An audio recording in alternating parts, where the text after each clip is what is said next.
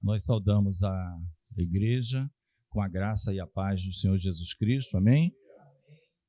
Amém. Os irmãos que nos acompanham também pela internet, pelas redes sociais, sejam todos bem-vindos, que o Senhor estenda a bênção a todos os seus familiares, amém? Vamos fazer uma oração, depois eu leio aqui, está muito rápida aqui a oração, e hoje o pastor Carlos vai entrar aqui mais ou menos 9h40, 9h45. Então, vai ser um pouquinho mais curta a IBD, tá? Senhor Deus e Pai, nós oramos a Ti, ó Deus, confessando a nossa total dependência, ó Deus, a Tua graça, a Tua misericórdia, que o Teu Espírito Santo, Senhor, nos encha, Senhor, que todos nós sejamos vasos transbordantes na Tua presença, que cada coração seja um solo fértil, Senhor, ó Deus, para receber de Ti, ó Deus, a semente, a palavra, e que cada palavra, cada estudo, ó Deus, cada ponto, cada tópico aqui falado na escola bíblica dominical, venha a ser assimilada por nós, Senhor, porque Tu sabes a limitação nossa, ó Deus, como ser humano, as nossas dificuldades, mas não há impossíveis para o nosso Deus. Nos abençoa, ser gracioso, oramos em nome de Jesus. Amém. Amém. Os irmãos podem sentar, amém? E eu vou convidar os irmãos a abrirem a palavra de Deus, a IBD, no livro de Atos, capítulo 22, a partir do 21, que foi onde nós terminamos. Tá?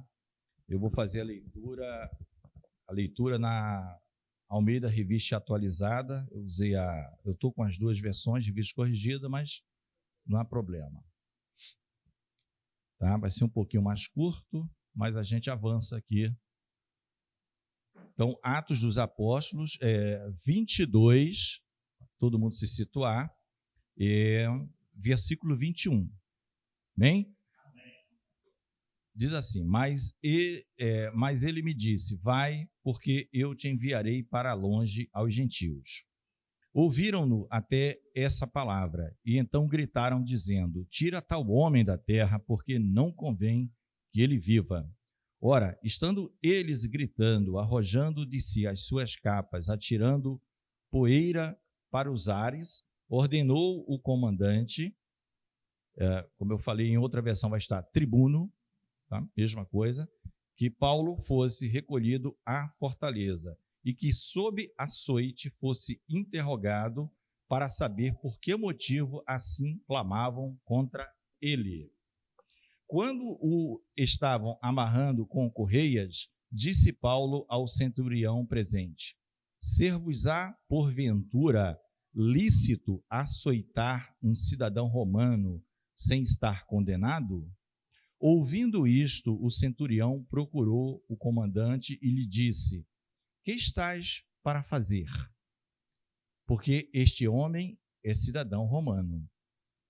Vindo o comandante, perguntou a Paulo, dize-me, és tu romano? Ele disse, sou. E nas outras versões, sim, provavelmente. Respondeu-lhe o comandante, a mim me custou grande soma de dinheiro este título de cidadão. Disse Paulo, pois eu o tenho por direito de nascimento. Imediatamente se afastaram os que estavam para o inquirir com açoites. O próprio comandante sentiu-se receoso quando soube que Paulo era romano, porque o mandara amarrar. No dia seguinte, querendo certificar-se dos motivos por que vinha ele sendo acusado pelos judeus, soltou e ordenou que se reunissem os principais sacerdotes e todo o sinédrio, e mandando trazer Paulo, apresentou-o perante eles. Amém? Até aqui, tá? Nas outras versões não vai estar escrito sinédrio, mas é o sinédrio, tá? O grupo ali de sacerdotes, principais sacerdotes, anciãos, amém? Então, o que é que nós vimos aqui, meus amados? Nós vimos que Paulo estava fazendo, já depois de apanhar bastante, nós já sabemos disso, não é? Existe aqui situação, o tribuno ou o comandante cujo nome é Cláudio Lísias, nós já falamos, ele vai ser citado mais na frente com esse nome, de maneira a deixar claro quem é esse tribuno. Ele está com uma dificuldade. Qual a dificuldade? Não era conter exatamente o tumulto, era o que é que esse homem fez, quem é ele? Vocês observam até agora, desde que ele entrou no circuito, ele não sabe direito. Até porque ele tinha dificuldade, segundo todos os comentaristas, no aramaico e hebraico. Isso não o impedia de ser o tribuno, porque ele era a serviço do Império Romano. O grego ele sabia bem, e ele viu que Paulo sabia o grego, porque Paulo falou com ele: me dá permissão, por favor, para falar com os meus, né, patrícios, vamos dizer assim, do mesmo país, os judeus. E aí ele viu que Paulo falava em hebraico, mas Paulo vem discorrendo então a sua fé, e Paulo conta toda a sua trajetória, principalmente uma pequena revisão de Atos 9 para aquele grupo. Até aí o grupo está ouvindo bem, mas o problema é quando chega no versículo 21, que ele vai dizer que Deus falou para ele para ir aos gentios. E todos ali entenderam o seguinte: ora, na cabeça do judeu, o gentio primeiro tinha que se tornar um prosélito, passando para a religião, vamos dizer, judaísmo, para então receber qualquer benefício vindo de Deus, inclusive Jesus como o Cristo, o ungido de Deus, o Messias esperado. E eles percebem que Paulo não faz isso, não é isso. E Paulo, né, já com o Tiago e os anciãos, os irmãos, que nós chamamos o presbitério, porque está em algumas versões, que é nada mais, nada menos do que esse conjunto realmente de pessoas que foram alçadas a uma determinada condição para nortear o andamento da congregação, da comunidade, das várias igrejas, já tinham dito: olha, nós passamos aquilo para os gentios, nós como judeus não tem problema. O que nós não podemos é impor para os gentios costumes nossos. Agora, algumas coisas a gente vai dizer que é necessário, né? Alguma coisa. E da mesma forma, o gentio, quando estiver por aqui, ele vai respeitar as restrições judaicas, no que diz respeito àquilo que ele pode fazer ou não pode fazer. Tudo bem. Mas aqui o entendimento ficou claro para os judeus que não dava para colocar em pé de igualdade gentios e judeus para alcançar essa bênção do Messias, do Cristo Salvador da nação. Então, daí é que vem o versículo 22, com esse grito, vamos dizer assim: tira tal homem da terra. Eles não suportaram mais. Até aí, eles aguentaram ouvir. Não é? Então, eles ouviram até essa palavra. Então, gritaram: tira tal homem da terra, porque não convém que ele viva. Não convém que ele viva. Então, não era castiga, não dava mais para conviver com Paulo. Né? E eles nem conviviam. Paulo era em todos os lugares, sempre, principalmente pelos judeus, muitas ciladas para o tirarem a vida. Nunca era só para o açoitar, coisas desse tipo. Era para o tirarem a vida. E aí eles começaram a gritar. Né? Era algo, aquele povo que estava silenciosamente ouvindo a explanação do apóstolo, porque você observa, o apóstolo aproveita e testemunha do Senhor Jesus. Ele podia ficar só ali no judaísmo, tal. Não, ele vai, aquela, né? Ele começa falando, como o pastor Carlos até bem lembrou, né? Ele começa parecido com Estevão, aquela forma de se dirigir, sinédrio. E diz a palavra que eles arrojaram, quer dizer, eles tiraram as suas capas. Isso já é um mau sinal. Eles tinham uma roupa, uma capa por cima das suas roupas. Isso já significava praticamente dizer que nós vamos partir para a briga. A gente vai, né? Só que ele já estava, Deus providenciou, Deus já estava já tinha colocado o Cláudio Lísias, o tribuno, e lembra que nós falamos que por ocasião das festividades, cerca de 1.000 homens ficavam ali na fortaleza e como era a festividade de Pentecostes, o qual nessa palavra aqui, nesse período aqui, nem se detalha, porque não sei se na visão deles esse Paulo estragou a nossa festa, alguma coisa desse tipo. A atenção toda virou para matar Paulo e não para celebrar a festa que o Senhor tinha determinado na lei, no livro de Levítico, direitinho como que se tinha que se proceder, né? Então se vê que o homem colocando sempre Deus no segundo plano e a sua vontade. É isso que o Senhor Jesus já vinha debatendo lá com os fariseus, né? Porque eles passaram a ser dominadores e passaram simplesmente a desprezar Deus. Era uma mistura da lei com a vontade deles, mas era do jeito deles. Era do jeito deles. Se eles quisessem passar por cima da lei, atropelar, criar leis novas, eles faziam isso. Perfeitamente. Tá? Então, eles jogaram, atiraram poeira para os ares. Aqui tem um breve comentário que eu gostaria de fazer com os irmãos, que nós percebemos, tá? Essa questão do povo no Oriente como um todo, lá atrás, principalmente desde a época de Jó, por exemplo, que é bem antigo, né? Existia assim, dois motivos: o rasgar vestes e jogar poeira lá sobre a cabeça com motivo de humilhação. Assim, você via a desgraça de alguém e aquilo era uma forma de dizer muita tristeza, silêncio, choro. Mas existia também o jogar poeira no sentido pejorativo mesmo, porque você jogava na direção de alguém, né? Na direção de alguém. E isso eu vou pedir para alguém ler, quem puder,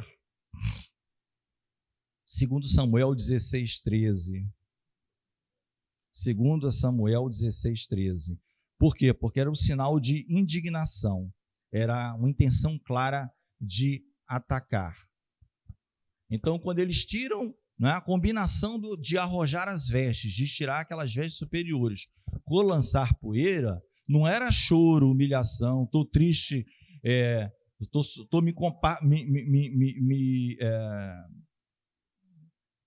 sofrendo junto com o irmãozinho ali. Não, eu quero matá-lo, eu quero amaldiçoá-lo. Então, quem puder ler, pegar o microfone e ler, Luana, né? Vai ler?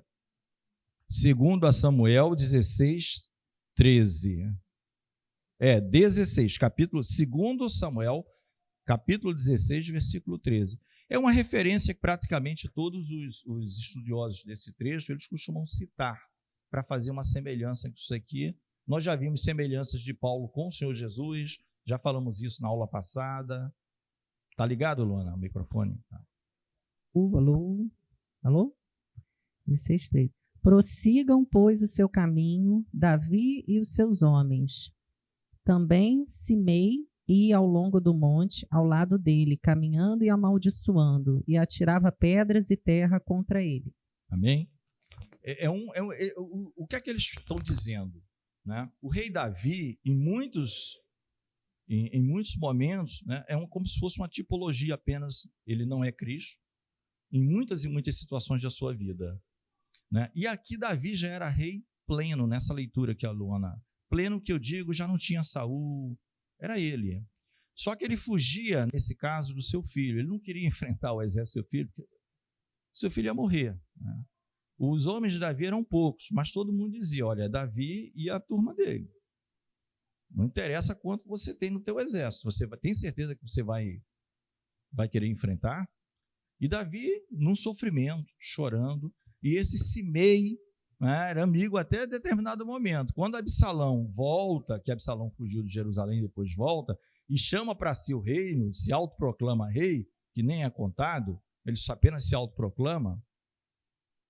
Esse Simei, ele vai ao lado de Davi a uma certa distância, jogando pedras e pó e amaldiçoando o rei Davi. Então era essa a indignação, né? E muitos trazem essa comparação para dizer, olha, o que os judeus estavam fazendo aqui com Paulo, ao arrojar as suas capas, atirar e lançar pó, era essa indignação. Eu queria vê-lo morto. Né? A gente já sabe a história de Simei. Simei mais na frente vai ser morto. Ele vai ser morto. Né? Ele não sabe que o Senhor era com Davi. Né? O Senhor era com Davi. Davi não foi enfrentá-lo ali porque era o filho dele. Davi nunca ficou feliz com a morte do filho dele, chorou grandemente, né? Embora o comandante que deu a notícia ainda deu uma bronca Joabe, né? E a gente também já sabe o final de Joabe. São os três, Joabe, Adonias e Simei. Quando Salomão assume, os três, interessante, três, né? Os três, tem um novo comandante chamado Benaia. O negócio de Benaia era obedecer, sim senhor, amém e sim senhor. O rei mandou, amém, sim senhor. Os três morrem, mas então há essa comparação, dessa indignação, tá? E aí, irmã, quando o comandante viu aquilo, ele ordenou imediatamente, ó, recolhe esse homem à fortaleza. Recolhe a fortaleza, porque a coisa vai aumentar. Recolhe a fortaleza, que nós falamos que o nome da fortaleza é Fortaleza Antônia ou Torre Antônia, onde ficava esse tribuno, tá?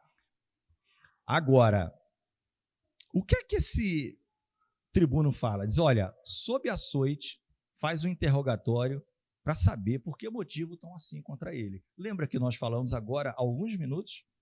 O tribuno está até agora querendo saber qual é o problema, porque ele está vendo que o problema é grave, do ponto de vista de movimentação, de tumulto, de gente agitada, é grave. Só que o tribuno até agora não sabe exatamente o que é. Que motivo lícito, né? Até parece ali também Jesus com Pilatos. Pilatos, o que esse homem fez? Não, crucifica, mas o que é que esse homem fez? Eu não vejo nenhum motivo de... Né? Mas não interessa as turbas ali. Então, para manter a paz, mata lá um inocente e vocês se acalmam. Não queremos levar problema para o imperador. O irmão Hermélio quer falar. Né? Uma curiosidade. Havia, nesse caso aí, alguma regra desse interrogatório ser feito sob açoite? Sim, nós vamos falar agora, tá? Tá. Vamos falar agora. Tanto é que o açoite não aconteceu, tá? Nós vimos na leitura que não teve açoite. Teve a ordem para açoitá-lo, mas não teve açoite, tá? Boa pergunta aqui do irmão Hermélio, tá? Para variar, as perguntas do irmão Hermélio, vocês veem que é o seguinte. O açoite, amados, como o cidadão romano, ele só poderia ser açoitado depois do devido processo legal. Havia um processo, um julgamento. Não é que ele não poderia ser açoitado por ser um cidadão romano. Agora, quem não era romano, tá? Então, qual era o propósito do açoite? Até coloquei em algum lugar nas minhas anotações. Mas está na cabeça aqui. Bom, não sei onde é que está exatamente onde eu anotei, mas o açoite, irmãos, porque quando no 25, o que é que vai dizer? Não é? Observe, o tribuno diz, o açoita. Qual era o objetivo que nós lemos do açoite? Vocês perceberam? É só ler no 24. Qual era o objetivo? Açoitar para quê?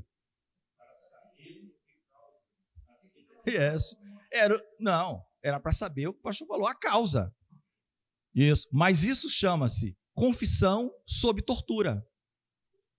Era isso. Quando o negócio estava muito difícil, pega o chicote, que era uma vara considerável, com vários pedaços ou de metal ou de osso, e vai chicoteando o meliante, entre aspas. Porque, primeiro, como os irmãos acham que estava o aspecto do Paulo exteriormente, em termos de roupa? Estava um maltrapilho, né?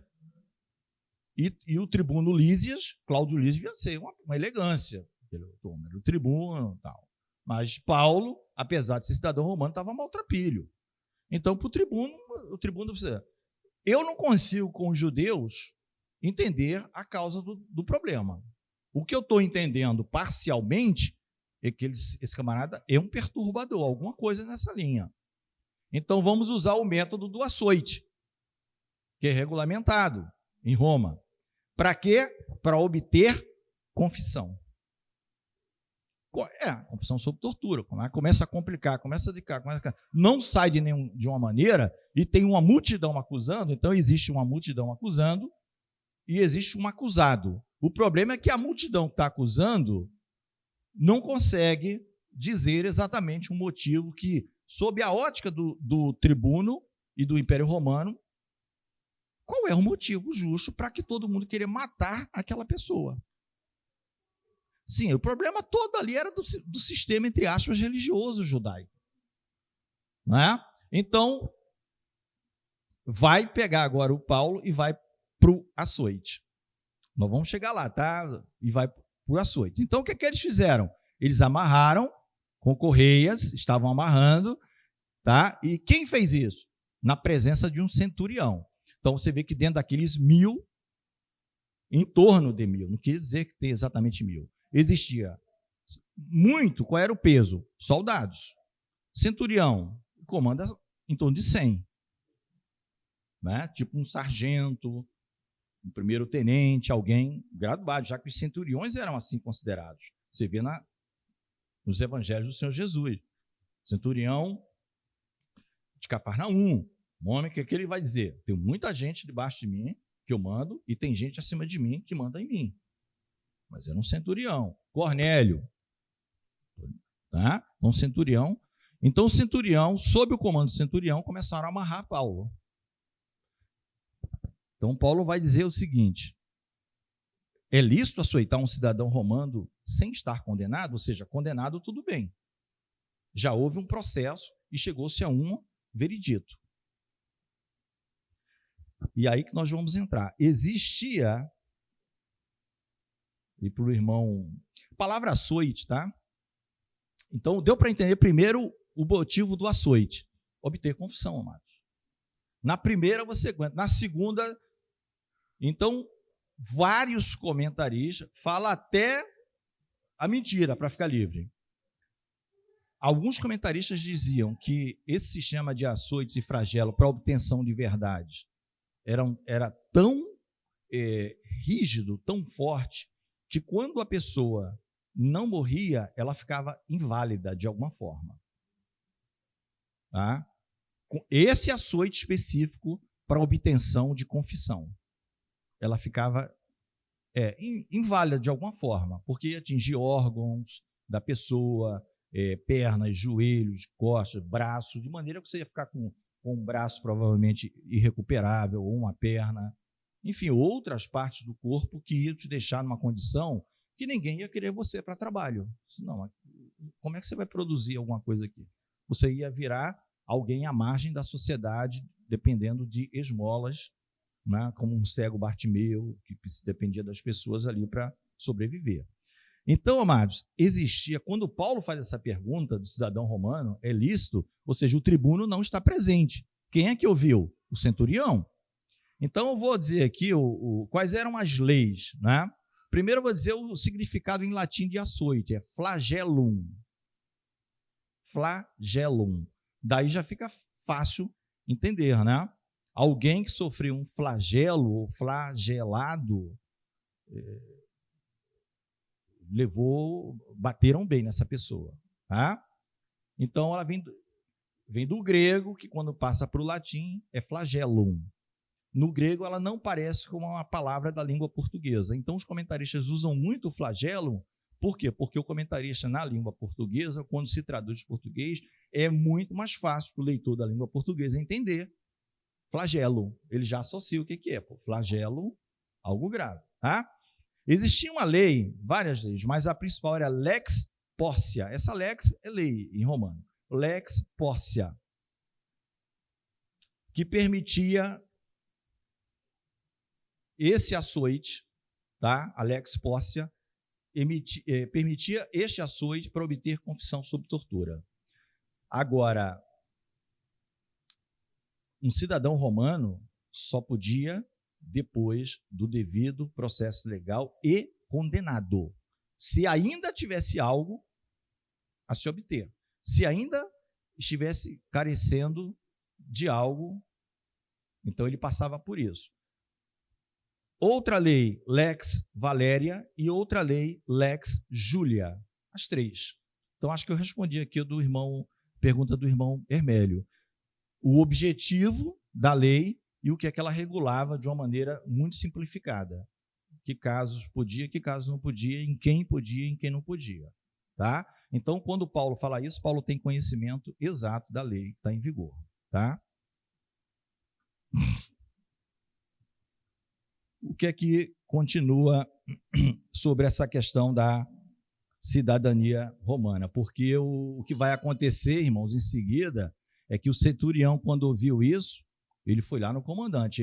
Paulo devia estar amarrado, ou semi-amarrado, preso, alguma coisa, porque dá a entender que o tribuno, até com relação a ter amarrado Paulo, não se sabe que com cadeias leves ou pesadas, ele já ficou constrangido. Ele já se sentiu mal. Ele já ficou com certo temor. Era algo muito sério. Então, o centurião procura o comandante e vai dizer o seguinte: olha, meu chefe, né? O que é que estás a fazer? Algo desse tipo. Ele é cidadão romano. Então, um centurião, conhecedor da lei, ele dá uma pausa na ordem recebida de açoitar, né? Devia ter soldados ao seu comando, vai ao tribuno, diz: olha, ele é cidadão romano. Mais uma vez, Paulo fazendo uso lá no final. Ele sempre ia como servo do Senhor Jesus. No final, já apanhou um bocado para dizer, né? Isso. E aí o comandante vai até Paulo, né, irmãos? No 27 diz assim: diz-me, és tu romano? E ele disse: sou, e em algumas versões, sim. E o comandante vai dizer: olha, para mim custou uma grande soma de recursos para que eu obtivesse a cidadania romana. Mas Paulo fala: não, eu sou de nascimento. Eu tenho de nascimento. Aqui também temos alguns pequenos comentários a fazer para os amados. Até a forma como Paulo respondeu é comentada. Por que Paulo foi tão curto? Paulo falou somente sim ou sou, a depender da sua versão. Porque era um outro crime também, passível, inclusive, de pena capital, você se fingir de cidadão romano. Então, Paulo chega para ele: sou. Como quem diz assim: está na dúvida, pesquisa. Ou então quer pagar para ver? Me açoita. Eu só estou dizendo, sim. Quem tem o ônus da prova, cabe a você. Eu tenho documentação. Né? Só que ele não falou nada disso, ele só falou sim. Por quê? Porque se Paulo estivesse mentindo, o negócio ia ser dobrado. Então, até isso tem comentários. Tá? A resposta seca de Paulo: você é cidadão romano? Sim. Acabou. Microfone. Luana levantou a mão.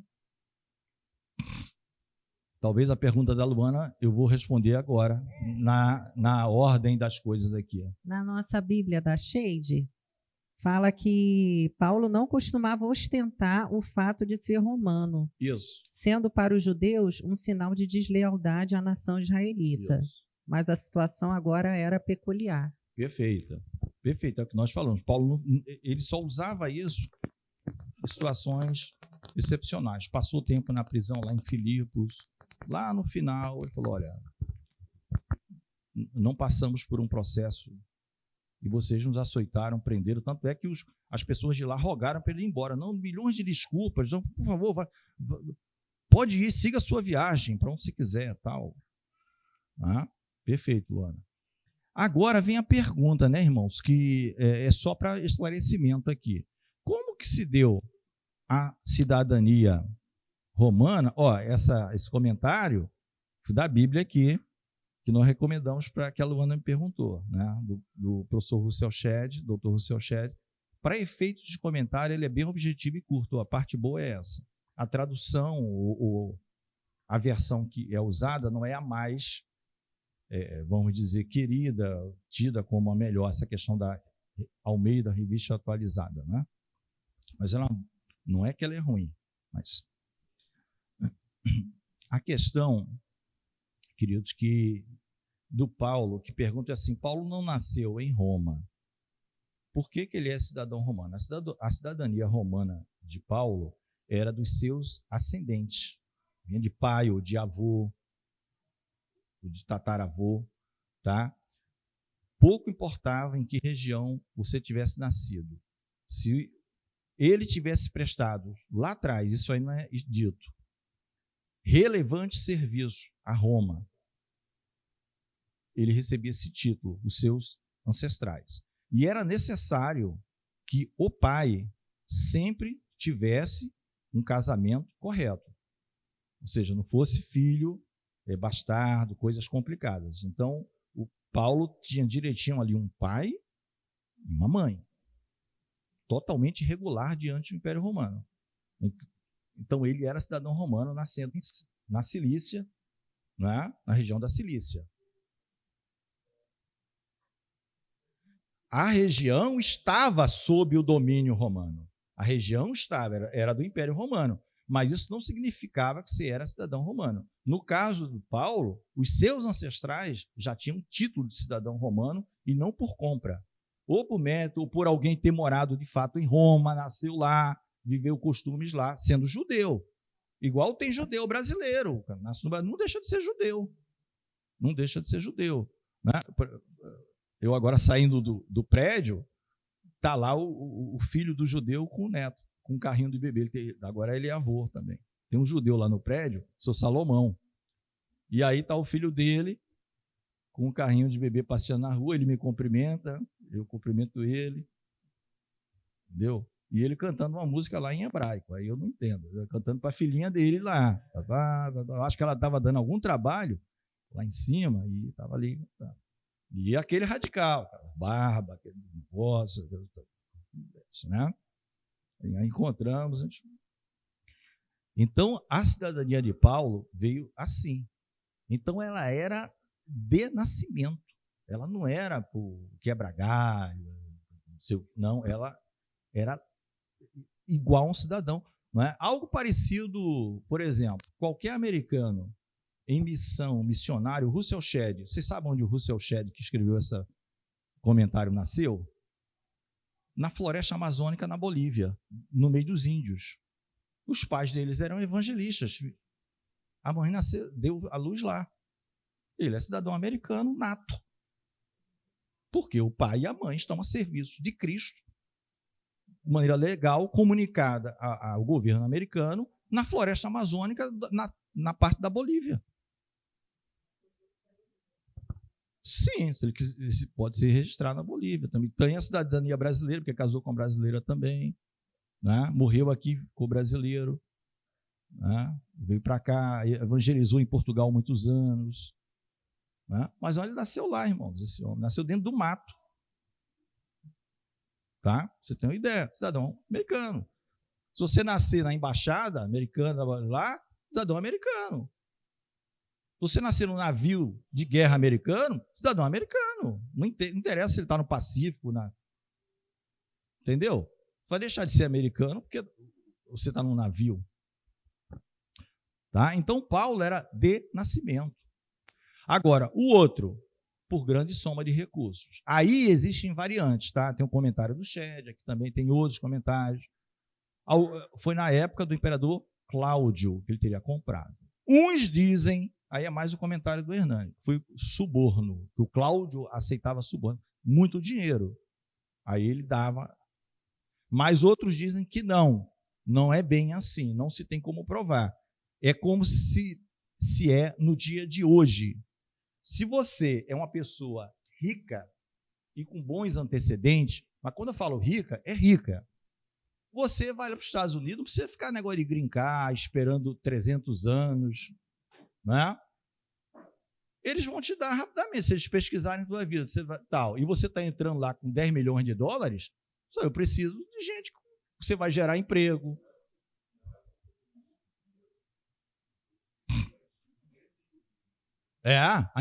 Vendem o bicho, ainda vendem. Esse processo é conhecido como venda do visto. Acho que Portugal, Irlanda, Estados Unidos, né? Você aplica para um visto específico. Você fala, olha só, eu tenho uma quantia significativa, eu quero morar lá, e aí você já aplica para esse visto. Aí o cara pega quanto montante você dá? Você tem 10 milhões, pô, beleza, vou converter aqui, você já entra como cidadão, porque você vai investir no país, alguma coisa nesse sentido. Perfeito. E o que o Carlos falou, agora na Europa, Carlos, para aposentados, por exemplo, se eu quisesse ir, né, eles dão isenção fiscal por 10 anos em Portugal, e você tendo alguma renda. Por quê? Porque o aposentado tem renda certa e vai fazer o que com a economia de lá? Vai gerar, ele vai gastar. O que os países não querem é o cara aventureiro que vai chegar lá, procurar emprego, daqui a pouco está na rua, morando na rua. Vai gerar trabalho. Agora, tem muita gente saindo de outros países, inclusive nórdicos, para morar em Portugal, aposentado, por causa da isenção fiscal e porque tem renda certa. Então, essa pessoa interessa no país. Então, o Cláudio ganhou não como Paulo, que era de nascimento, ganhou com grande soma de dinheiro. Agora, a forma como alguns falam que ele subornou o Cláudio, né? Mas não só ele, era que o Cláudio gostava desses tipos de suborno. Outros dizem que não, que ele comprou de fato, como o Carlos está falando. Tá? E aí pode ser por diversas razões. Ele pode ter feito um relevante serviço para Roma e surgiu essa oportunidade, mas tinha que ter muito dinheiro. E ele comprou. Tá? O Lísias, né? O Cláudio Lísias, não o imperador Cláudio. Tá? Que tem o Lísias aqui. Tem Cláudio Lísias e Cláudio Imperador. Tá? É no reinado de Cláudio. Então, só isso, tá, irmãos? Então, o tribuno fica um pouco assustado, diz assim, poxa, eu consegui com muito dinheiro. Porque, primeiro, o tribuno está olhando a situação desse camarada. Você olha, não conhece, você olha para o Paulo, espancado, a roupa dele devia estar um maltrapilho, todo mundo quer matá-lo, e ele chega para o tribuno que com grande soma de dinheiro comprou a cidadania romana e fala, eu sou de nascimento e de direito. Né? Bom, imediatamente, amados, afastaram os que estavam para o inquirir com açoite. Sai rápido daí. Tá? Aí o que eu falei para você, o próprio comandante sentiu-se receoso quando soube que Paulo era romano, porque o mandara amarrar. Só pelo fato de mandar amarrar o comandante, isso está registrado na palavra de Deus. Está registrado na palavra de Deus, né, irmãos? A gente tem um paralelo com a nossa vida. Nós não somos cidadãos romanos, mas nós somos cidadãos dos céus. E a gente não tem como subornar Deus. Não é por suborno, não tem dinheirinho por fora. Ele nos comprou com o sangue do seu filho. Então, nós somos, de fato, cidadãos dos céus, né? É outro fato. Tem gente aí vendendo terreno no céu e gente comprando esse terreno no céu. Infelizmente. Isso já tinha antigamente, quando eu era pequeno, e continua tendo. Você não quer ter o seu terreno no céu, o seu espaço, a sua mansão. Aí pede, a pessoa dá tudo. A pessoa quer. Só que o método que estão dizendo para ela que se ganha o céu é assim. Se desfazendo de uma grande soma de dinheiro, né? Infelizmente. Não é o nosso caso. Nós somos, porque Deus nos comprou, cidadão dos céus. E nós vamos terminar, tá bom? Não vamos ficar de pé, porque o nosso amado pastor tem uma palavra para nós. Terminamos, então, no 30, fechamos o capítulo 22, não é isso?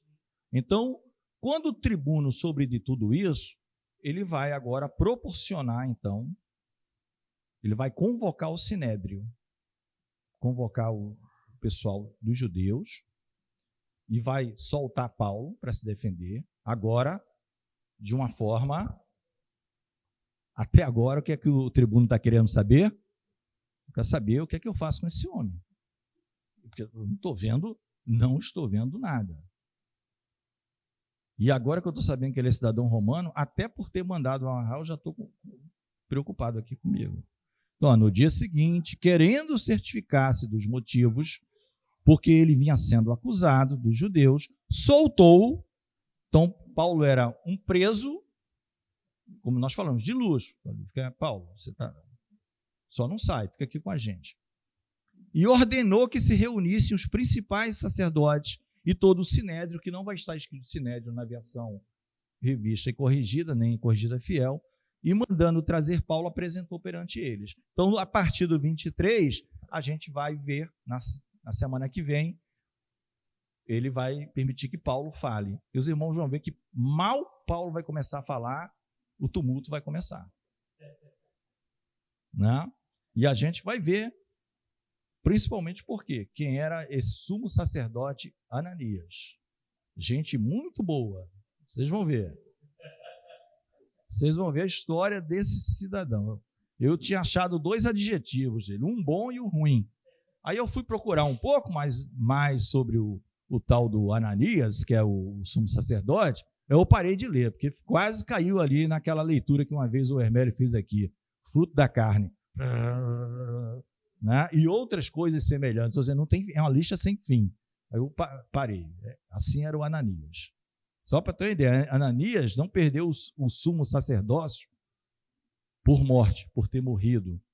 Expulsaram o camarada. Sai. Não tem como você ser mais sumo sacerdote. Mas nós vamos chegar lá, tá? Estou só dando uma situação. Vamos só orar.